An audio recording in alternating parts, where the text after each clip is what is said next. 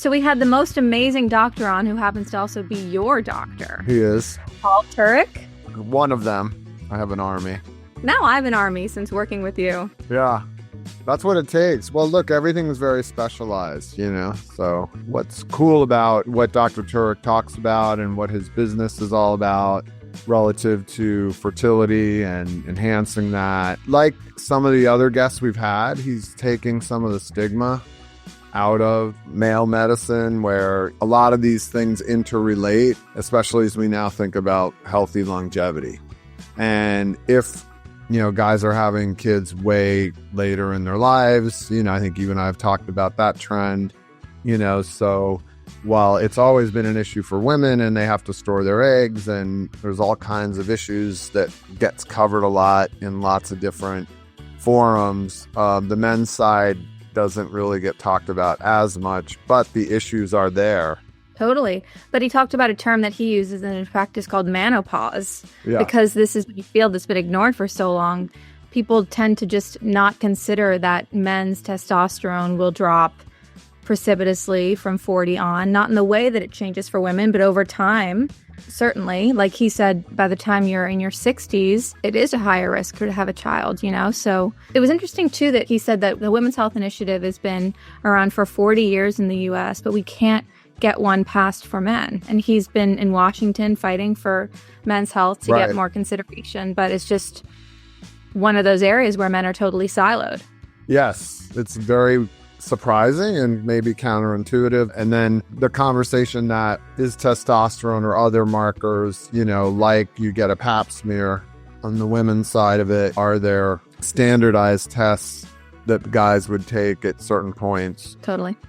And he was very anti-hot tub, just for all you listeners. Yeah, right. Male listener. No hot tubs. No. Stay away from them. Don't no build hot them. Tub time machine for anyone who wants to go have a kid. Just the beard. No hot tub. Yeah, go in just go in the snow. Just lay down in the snow. That's really good for you. Yeah. It is, actually. It's good for your inflammation. That's my favorite takeaway. Yeah. All right. Totally.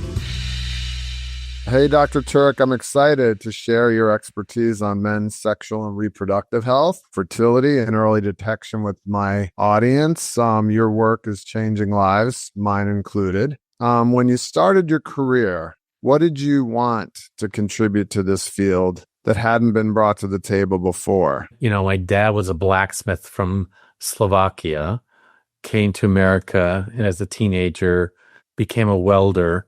And I grew up with a craft tradition, the old school European craft tradition.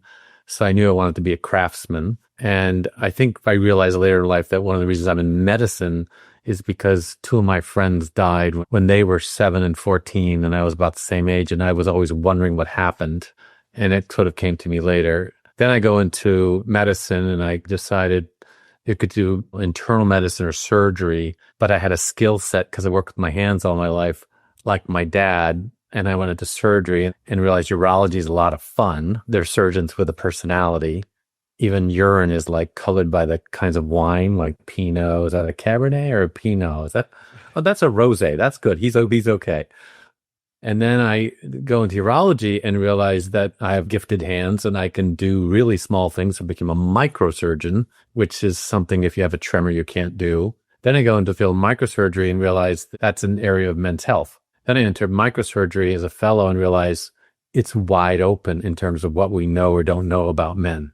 And that's when I became a professor. We just don't know much about, certainly men's sexual health and men's fertility.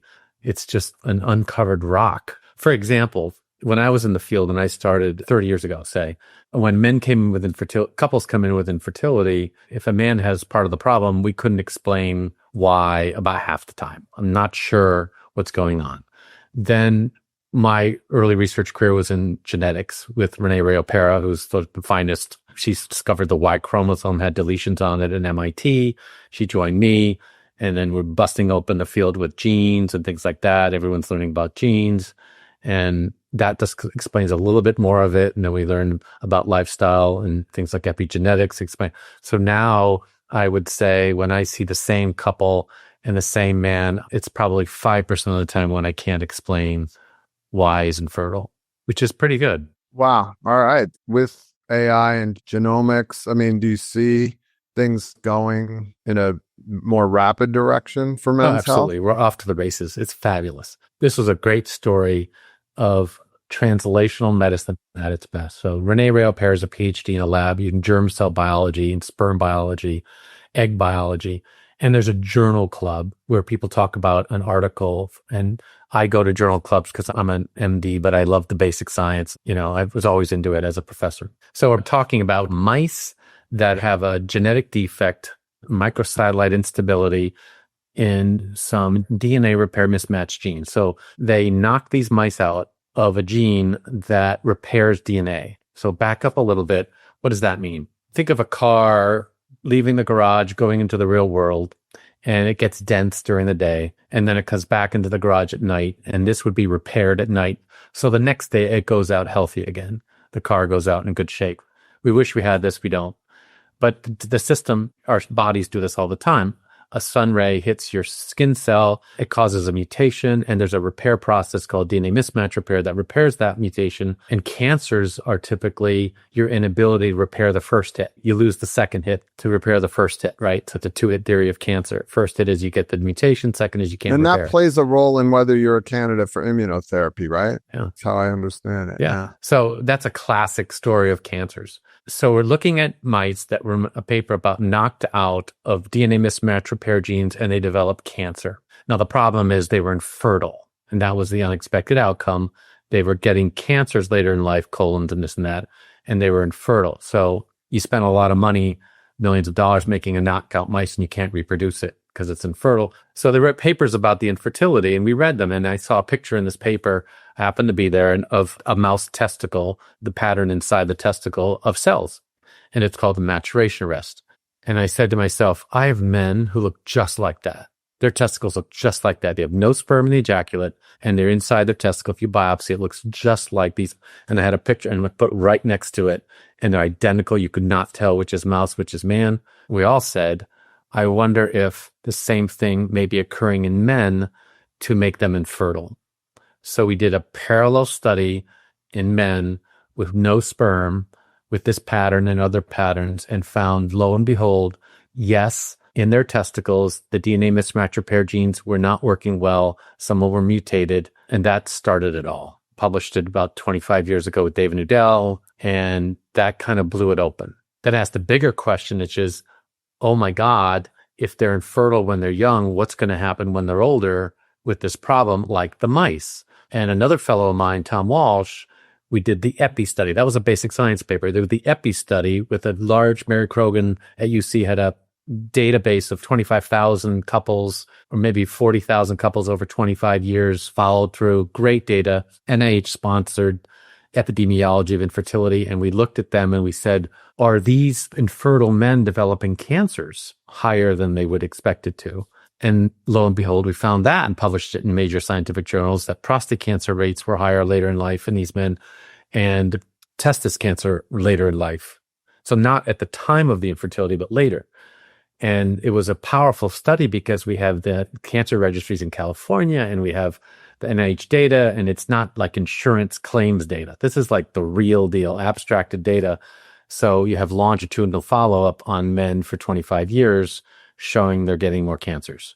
And that was very concerning. Any way to prevent it based on that knowledge? That's the secret sauce. I mean, that's what I'm very proud of, is knowing that there's risk ahead of time leads you to preventative medicine, which we've never done in young men, ever.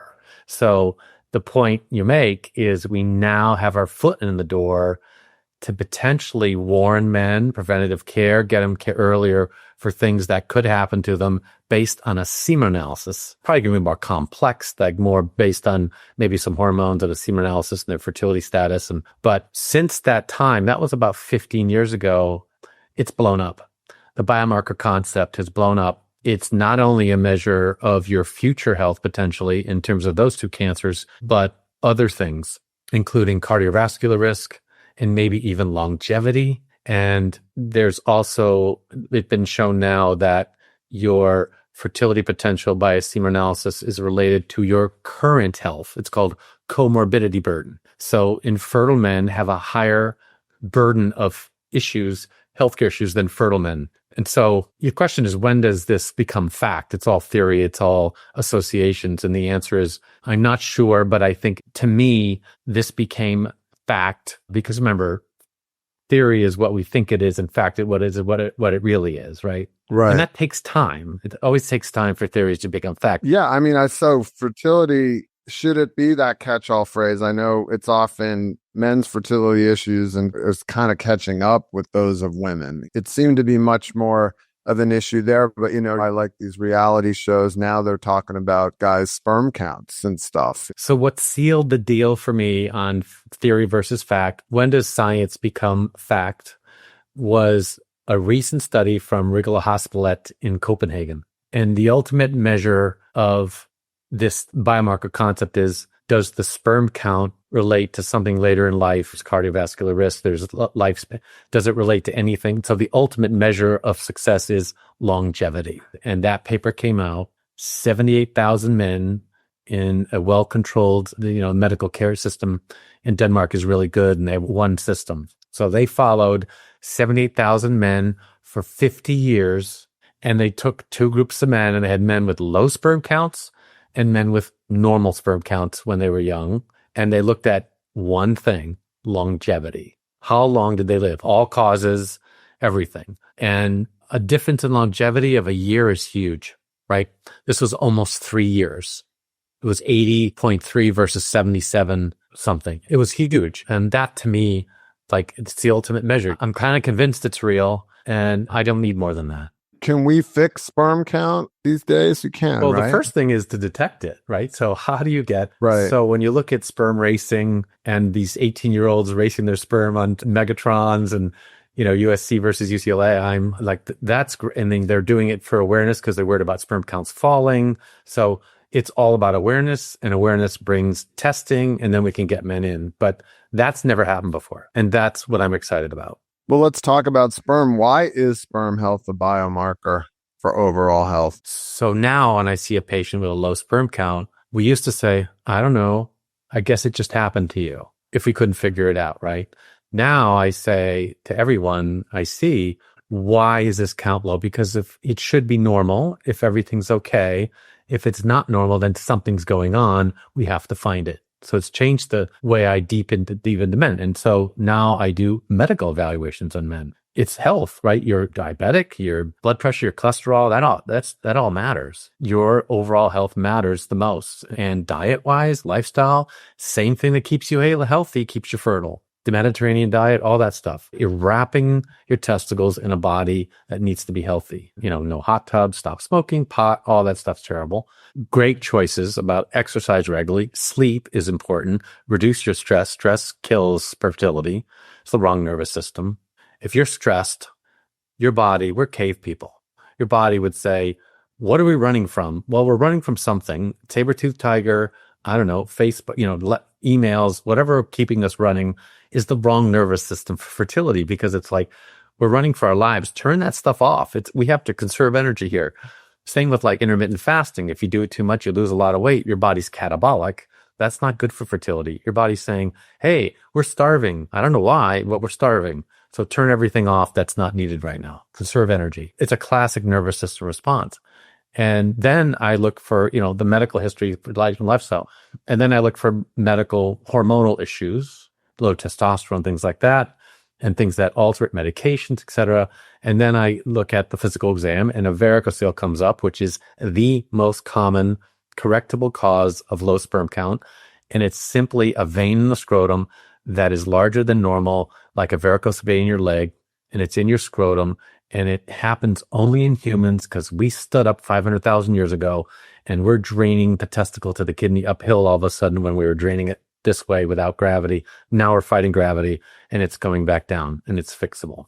So my belief on varicocele is it was a really good idea to develop the opposable thumb as a human being, but not a great idea to stand up for our fertility. Wow. A lot of this is addressable too, which is what people should understand. So we've read a lot of theories on microplastics and tech exposure. I mean, is that all real relative to sperm count and why we're seeing it falling? On the microplastics, I would say we know now, we can measure it now. So it wasn't really measurable before, and now it is, and it's measured everywhere. The question is, what's the pathology? So it's probably industrialization. It's not new, probably. It's just now been measured, and that's what's gotten all the press. And there are now association studies coming in looking at stuff. And now I'm getting calls from companies that are able to sort of reduce microplastics, but they're just very small micrometer particles of plastic. So I don't know where it goes. I think there could be an issue, but I don't know. I mean, it's in every organ. Everyone's associating with Alzheimer's disease, infertility, and things like that. But you can find it everywhere. The question is, how bad is it and how long has it been there? And is it really all that relevant? Yeah. And then the other one is that men and boys are struggling with mental health issues, often in silence. How does that affect testosterone, sperm, and epigenetics of offspring? It's terrible because 4 out of 5 suicides are men, and it's completely untapped. It's just an awful situation right now. And the Attorney General, when he announced that there's a mental health crisis in America, I mean, you're really talking about men. They are isolated. That's a huge dark hole. That's a rabbit hole right now. But I would say with the fertility thing, the foot in the door, we've never had this before.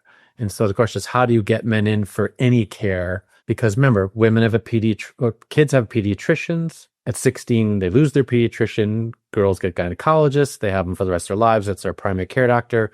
There are no GUI gynecologists, right? Men go off, and there's siloed care in America, but not good comprehensive care for them. I was also one of the first to get the first national grant from the NIH to start a men's health specialty. So I'm a urologist, but remember, I saw the need, and the surgery's fun, but this is the need, is men don't get any care. They don't get good fertility care. They don't get a lot of care. And so we're figuring all this out, but it was hard because their suicide rates are high. Their death rates from cancer are high. Their mental health is awful. And they don't live nearly as long as women. And there's just a bias against it. It's always been pro-women because men make decisions, and I don't know what's going on. But for example, the sorriest thing I could think of, the saddest thing is there's been an Office of Women's Health, a National Office of Women's Health in the government for 40 years. It's done incredible things for breast cancer, consolidating nonprofits, and it's done a lot for awareness of breast cancer. Beautiful work, great idea. There have been 3 major attempts to get an Office of Men's Health, and it fails every time. And I've been there because I work for a lobby group in Washington called Men's Health Network, and we went to the White House, and we're doing all this stuff, and it just fails every time. It's like you saw the benefit for women's health. What do we think the block is? Where's the block? I think a lot of it right now is partisan politics. If someone believes in it, the opposite side would not, just because of the side they're on, not because of the meaning of it. My secret is get men to their partners, because men aren't going to show up. In my practice, we get men where they are. I mean, virtual care is great. It's been great because they'll just literally roll out of bed, sit in front of the camera, and you got them. And then what happens is the women, if they're partnered with, they're in trouble, they'll say, I want you to see a doctor. And the secret sauce is they're not going to do it for themselves unless they're in pain or their life is threatened. But they will do it if someone says, do it for me.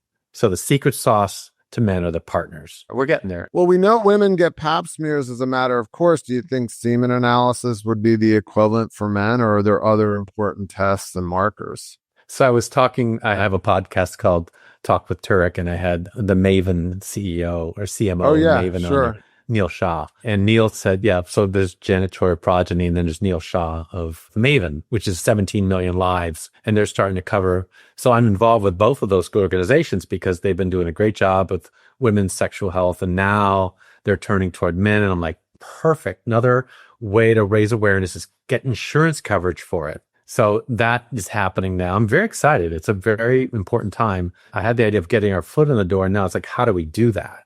So they're partners, insurance coverage, awareness. These are all coming together. The sperm racers, the 17-year-olds at USC, and perfect, whatever it is. Just get the awareness going, and it's groundswell. It's grassroots stuff. So we're working from all angles.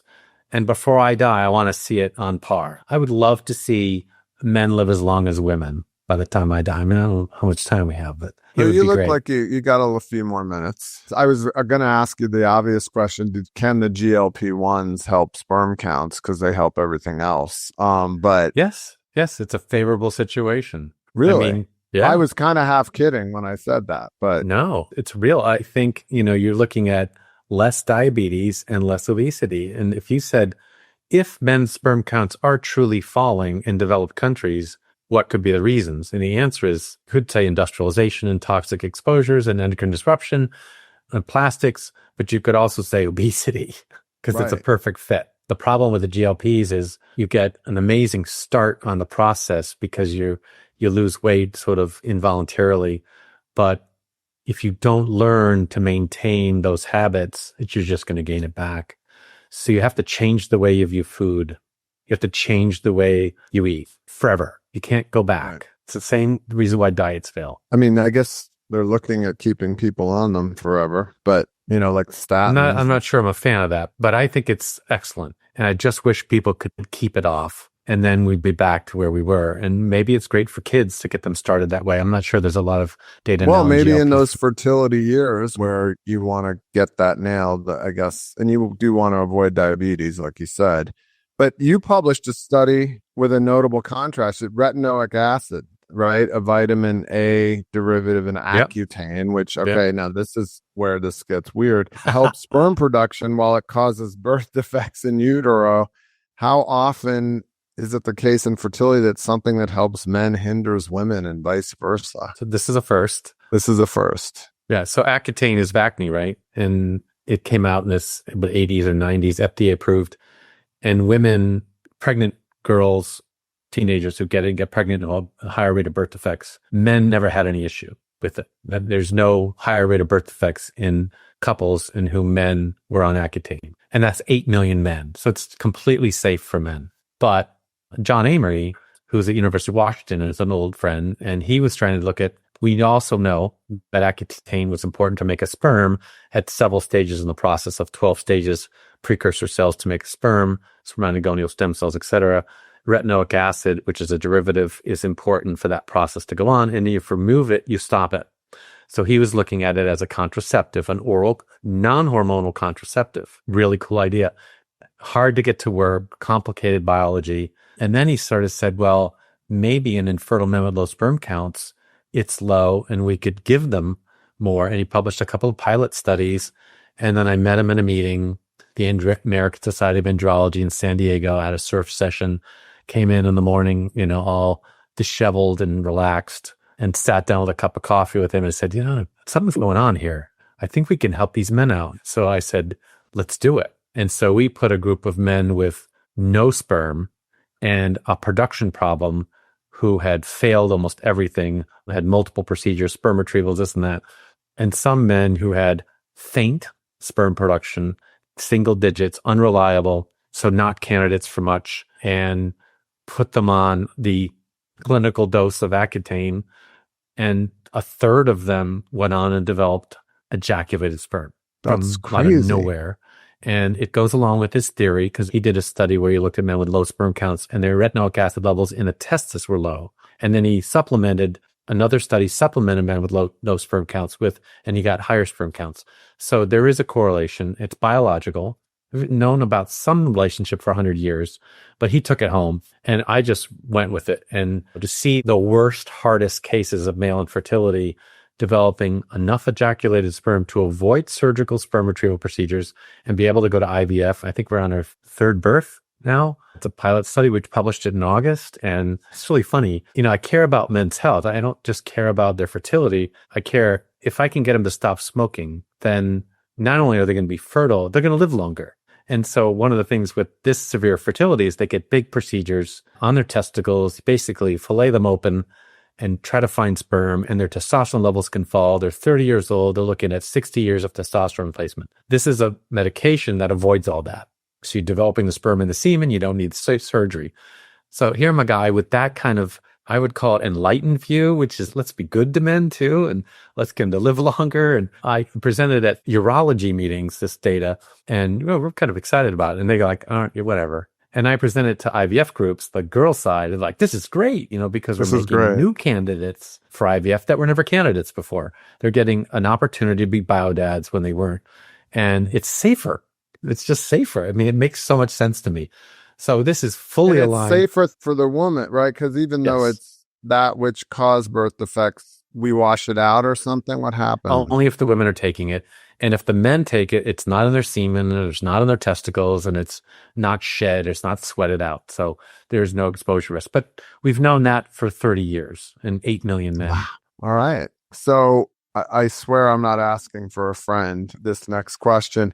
There's a lot of chatter around women taking precautions when having kids later in life due to risk factors, egg quality, all the things, production. And what risks do men face having kids 40 plus and even into their 80s, like De Niro and Jagger and people like that? Is there an age to sperm that matters or not really? So the statement is that, like women, men have a biological clock with their sperm. Didn't know that. And their hormones, but it's a more attenuated clock, right? So menopause, 45, 50, you lose the ability to conceive and your hormones go. In women, menopause. Menopause is more of a slow decline from 40 to 70 to 80. And then there's probably a real drop after that of hormones and fertility. But men maintain their fertility longer. Now, both have clocks, but they're very different time frames of clocks. And there are similar issues going on in those time frames. Fertility is lost and then hormones are lost. But the real issue is, what's the risk to children of men who get older? It's paternal age, a risk to offspring. I've been interested in that for years, and I've published on it. And it's very concerning, and it's very new because technically we've never lived this long to have this problem. So here's what I would do to reassure men, because as I was writing a published paper on reproductive genetics in the aging male, I was 50 years old and I had a baby. And I'm like, I'm one of those guys. 40 years old is considered a paternal age, 50 for sure. But I would say this. First of all, the relative risk that older men bring to bear on their offspring genetically is much lower than women. So the absolute value of impact is much lower for men than it is for women. And the way it works is different. So women kind of go up slowly, and then it's like a hockey stick. So it's sort of relatively flat from 21 to 40, and then at 40 it kind of goes up like the blade of a hockey stick. So it goes up much higher, more logarithmic than linear. In men, it's sort of the same curve, but it's sort of like 20 to 60, 20 to 55 is pretty linear. And then it would go up like the hockey stick and go up logarithmically. So the relative risk for most men is pretty low. And it may go from, say, 1% to 3% of total risk. And so I had to rationalize it for my own life. And I sort of say to men when they get worried about it, I say, do you know what the rate of birth defects is among couples in America who are conceiving? And they don't know. And it's about 3.25%. The rate that you would worry about with men is around the same as the rate of birth defects in women. And if you're uncomfortable with that, then, you should think twice. And your kid's doing fine, right? Yeah. Okay, that's anecdotal, I got lucky, but positive. So is menopause a thing? Here's an example. I have a man, a heart surgeon comes in, he's 70. He has kids. He had a vasectomy. He met a medical student and he wants more kids. She wants kids. He wants kids. He's 70. I reverse his vasectomy and he has a normal sperm count. Said, thank you very much. We're going to hold off for a year or two to try to conceive. And then they try to conceive at a 72 or 3 and there's no sperm. So it's either, the procedure failed, like he had a sperm count and then it went away, or he's not making it anymore at 74.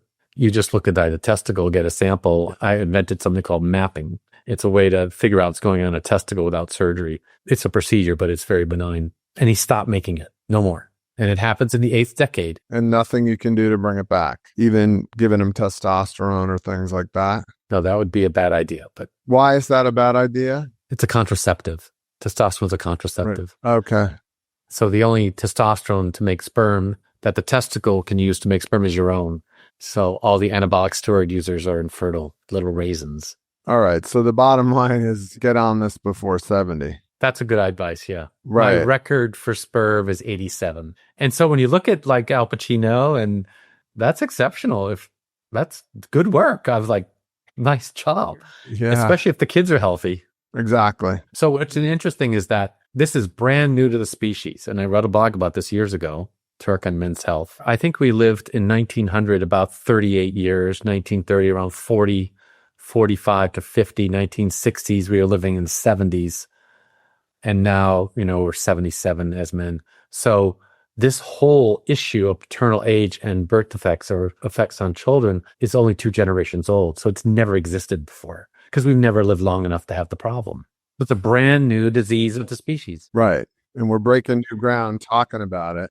Brand new. Because you have your podcast. I mean, there's a few guys out there now maybe talking about it. Do you think we'll see more famous male faces and influencers talking about this topic? I hope so. I think it's led to a lot of men banking sperm, which is a healthy response because if they're not coupled. But I do go over the data. It's like it's not really that different between 35 and 40. And now the sperm banking community is blown up with online banking and all that. So it's much easier to do. And to me, sperm banking is low-hanging fruit. It's really, cancer, whatever. It's a great way to preserve your fertility. So I'm a big fan of it. A disclosure, I'm with Legacy. I'm their advisor to give Legacy as one of the first and maybe the largest one of those banks. But that's part of my mantra, right? Which is keep men healthy, keep the kids healthy, and do healthy things. Yeah, it makes sense. On my podcast, Mary Claire Haver ran my audience through optimizing women's health by decade. Can we do that for men? Well, it's a different process, right? So it makes sense for women because they're born with 1 million eggs and they just lose them. So you ovulate 1,000, you're born with 1 million, you waste the rest. And the ones that you ovulate at 40 are 40 years old because you don't make new ones. Sperm is an ongoing process. So it's constant and rejuvenating. So if you're going to think of one thing that you can change in fertility, it's men. Men are the most adaptable to stuff. So you go ahead and do your hot tubs at 20 for a while, but then stop when you're trying to conceive because your system will restore, right? There are things, even testosterone replacement, short term, you'll recover from it. So most insults and toxins are reversible in men. If you do smoking as a woman, that's cumulative, right? Or pot. You're going to cook your eggs. Toxin in women is not the same as men. Men will get that sperm bunch will be abnormal or whatever. They'll be less quality. But then 3 months later, it'll come back. When you're sitting there with the same eggs all your life, it's a very different biology. So decade by decade in women makes sense, but not really for men. I would say stay healthy, treat your body like a temple, fit or stress-free, etc., and stay alive. And then if we want to conceive, you really have to take great care of yourself like an Olympic sport. You really need to take great care of yourself to be the most fertile. But all these behaviors to be fertile are the same behaviors that are going to make you live longer. So if you can just hang on and do it, we got you. We'll get that difference eliminated. Right. So on Get Real, we talk a lot about early detection. Men are typically resistant to that, especially going to the doctor. Is your podcast changing that? What are other things you're doing to change the mindset of men relative to early detection and getting to the doctor? I'm not a huge fan of the effect of social media on our culture and young people, but I think it's been great for awareness. So I'm excited to see men come in because I got insurance. My insurance covers fertility preservation, fertility testing. And so I work at the highest levels. I was the architect along with my staff, Jennifer Harris, and the progeny folks, Janet Choi, of the first national insurance policy for men's sexual health, for men's fertility. That's another bucket list item for me. And so those kinds of things, if it's accessible and affordable, people will do it, right? You're more likely to do it. If there's awareness going on socially with social media with these young people and sperm racing and things like that, then they'll get aware and they'll get covered. And that's the start of it all. It really is all grassroots, I think. But I'm working at every level I can. I want to Office of Men's Health. I want to come from the top. That's what it's going to take because it's been ignored forever. And I'm really pleased where it's come from 30 years ago when I first entered the field. And it's been a lot of people. Do you feel the new administration's more open to it, this concept, or not? There's some talk about IVF being more covered and things like that. So, I have a love-hate relationship with IVF because they're corporatized now. In vitro fertilization programs, largely corporatized, venture-backed. And so they will do IVF on anyone with a sperm count. That's unfortunate because there's a man attached to that sperm count, and that is not his story. There's other things going on, right? So that ignores the biomarker concept. But on the other hand, when IVF is more accessible, more men will get semen analyses. So that's good. And then if they get semen analyses, the partner may even say, let's figure out what's going on before they go to IVF. So it's a love-hate. I think it's all good because we're raising awareness like we've never done before. And that's going to help men live longer. So you talked about diet, exercise, treating your body like a temple. Are there supplements that can help and vitamins? And, that's such a big thing these days. I would say that 50% of male infertility is oxidative stress. That's what we think.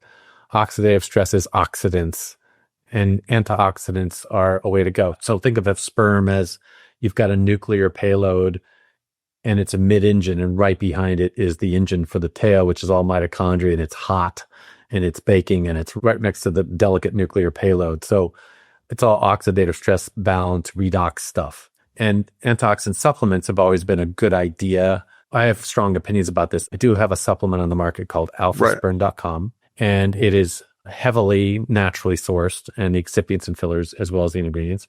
We just finished a study, which I can't talk about, but it's very promising that when men take it for 9 months, it massively alters the health of the sperm. And that's nearly never been shown. When you look at studies of semen analysis data with men taking prenatal supplements like this, other ones in the past, you see mixed data. You see no change, whatever. If you look at fertility and not the semen analysis in men taking supplements, the Cochrane reviews are the best data we have, which are summarizing all data. And there's 4 of them out there over 10 years. And each time they said in IVF settings, does it help fertility? The answer was it improves pregnancy rates and decreases miscarriage rates. Every time they did it, they said it can't be true. So they do it again. And then they finally went from, high levels to still benefit, but not as much. And that's what happens. Things regress to the mean as you build numbers. But they're talking about 10,000 men in 60 studies. They're still seeing benefit for fertility. And the latest one actually saw a live birth rate benefit, which is a third marker. So how does something that does not change your semen analysis improve your fertility potentially? And that's what our study was based on. We looked at epigenetics, which is a deeper dive. And we found there's a there with epigenetics. So the secret may not be the semen analysis. It may be a quality play.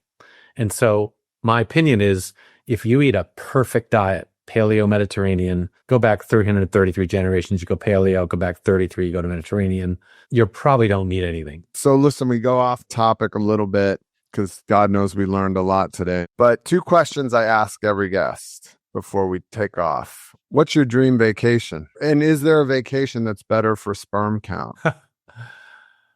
My dream vacation as a surfer is probably Indo. Nice. Go to Indo and maybe hang out there, eat great food on an island and just catch the waves twice a day. But I would say parts of California are pretty good too, but it's a little testy on the waves. But somewhere like the endless summer, Nice. I surfed in Africa and I give lectures as a professor. I'd only take lectures where I could go surfing or see great architecture. So my favorite place is Constantinople, Istanbul. But, South Africa was incredible. Costa Rica was incredible. And so there are places, but the dream is a place where no one's surfed and you catch it. And that's happened a couple times, Panama and stuff. And the safest vacation for men is probably athletic. I think grappa tasting all day and then having Italian, at night and just eating and drinking is probably not healthy for you. Not as good. So you're going to be sent to a desert island. What's the album you'd take with you?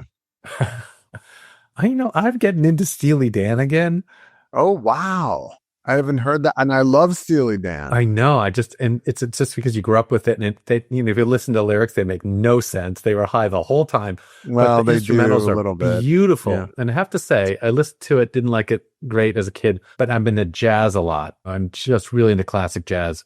Every operation I do, I'm in jazz. My kids know jazz. Every car I've in the car, it's always jazz. It's always classical stuff. And like Brian Meldau's Blackbird just blows me away. I would think someone like Gregory Porter's baritone voice is the best I've ever heard.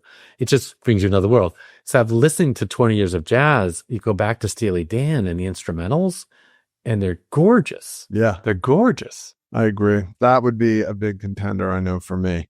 And it's always makes the party a little bit different when you put it on. Yeah, for sure. Well, thanks, Dr. Turek. This was just awesome. I knew you'd be Thank you, Jim. easy to talk to since you've got your own show. It's Talk with Turek, and it's monthly, and we're It's fun. We're going deep on men. We're just like, no holes barred. Any big highlights recently? What stood out to you on the show recently? Oh, let's see. We've had an infertile couple talk about their trail. And I would say Neil Shah running 17 million lives of insurance saying, is the semen analysis the new pap smear? Yeah, maybe it is. Maybe we need a pap smear for men. All right. I think we got to leave it there. Well, let's drop the mic. All right, Kate. I also listened to that Neil Shah episode. I think that was on an earlier draft of our questions, actually. Thank you, Dr. T. That was amazing. I think that went well, yeah. Sometimes I ask one question at the end, and I do have one if you have a minute. Jim asked, when he was asking about having children as a man later in life, you asked about taking HRT. And Dr. T, you quickly said it is not a good idea for someone in their 70s to take testosterone. For fertility. For fertility. So my question is, I feel like I'm 36, and so all of my cohort is having kids right now or thinking about having kids. And so many men and women I know who are seeing doctors are being prescribed or talking to their doctor about taking HRT. And I'm finding myself in conversation a lot where, is this a fad or is this something that's necessary? And I would be curious as to what your take is. Are you talking about women or men? Women and men, actually. I had just this weekend spoke to one woman who was taking a testosterone cream and a man who is going to start taking testosterone too at 34 and 36. The male end of things is not new. Okay. The women end of things with testosterone is very new. And a lot of it's for sex drive and things like that. So that's kind of recent data. I know the big data, which is the Women's Health Initiative, replacing women after menopause, got early benefit, but late risk. Breast cancers, uterine cancers, strokes, clots. There's no Men's Health Initiative, but it looks like men got a lot of benefit. And then that's a whole episode. And then the Traverse trial just came out because the FDA said to pharma, because it's exploding in men, because it's so many forms and stuff, saying, listen, you guys, we need a study to show risk here because you're all showing benefit, but you need to spend $1 billion and do a randomized trial and show the risk for cardiac risk cholesterol in men who replace. And it came out really negative. Really? So it's really safe. Yeah. Amazing. So are you prescribing testosterone or estrogen even, depending on if people are low or high, or the men you work with? I don't do any estrogen for men, no. They don't want that. But yeah, I do testosterone. I do it all day. It's always positive. It's always effective. It's very low risk. Yeah, but you didn't start there with when we talked about it. You went Clomid first, right? Depends on what the problem is. Young, stressed men who want the high testosterone, you give them testosterone to get infertile. So you give them Clomid because it's usually due to stress, and you can counteract that with pills called SERMs or HCG. So you can get around it. It's called Treating the Young Hypogonadal Male. There's a couple of blogs on it, given national lectures. But that's not popular because endocrinologists don't prescribe things that are not FDA approved. But fertility doctors, we do this, and we've done it for 50 years. So it's a natural for us. But women are different. So that's the other big issue is like women with low libido have an FDA-approved pill. Men will never have that. Fascinating. Because that's a rape drug. You'll never see it. No one's going to put that on the market. Too risky. I couldn't do it. I couldn't help myself. Blame it on the drug. Fascinating. Okay, that's another episode. That is another episode. Let's do it in a year. Let's. Yeah. All right, well, thanks. Let this doctor go treat his patients. Thank you, Dr. Turek. You bet. That was great.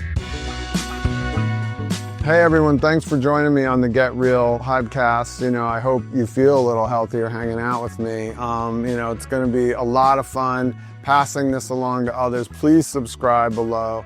Please share. I'm excited not just to talk about healthcare, but a lot of other fun topics. It's about making healthy talk about healthcare. It's not a lecture.